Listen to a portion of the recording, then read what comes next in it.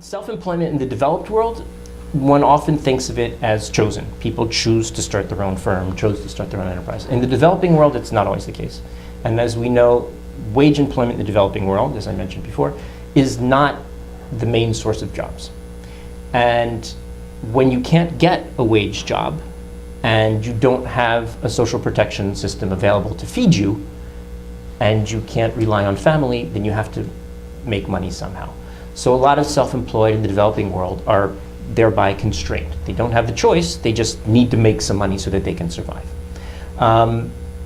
So the big question is, how important is this constrained self-employment versus chosen self-employment in the developing world? There's been a fair amount of research on the question that's trying to look at the issue, and it varies dramatically across countries. It varies with the level of income. It can vary with the availability of social protection and other sorts of substitution mechanisms. One thing that we find is that what increases the likelihood of having chosen self-employment and reduces the importance of constrained self-employment are things that tend to increase the availability of wage jobs.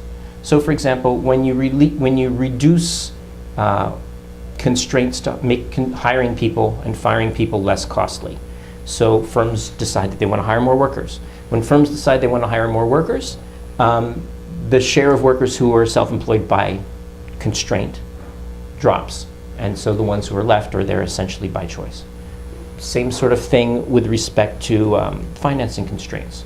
One of the main problems that firms in small employers in the developing countries have is getting credit to grow. If they can't get credit to grow, they can't create jobs. If they're not creating jobs, then the people who they would otherwise be hiring might end up constrained self-employed. When you release these constraints, or you ease these constraints on accessing credit, the firms can grow, they can create more jobs, they can hire some of these people who would otherwise be constrained self-employed, and then the share that's there by choice tends to grow. One last thing about that, however, when you ask employers in developing countries who they want to hire, it's typically not the people who are there by constraint. They would rather hire other wage employees. So there is a serious issue of when these jobs are created, making sure that the people who are constrained self-employed can actually do them. But that's another question.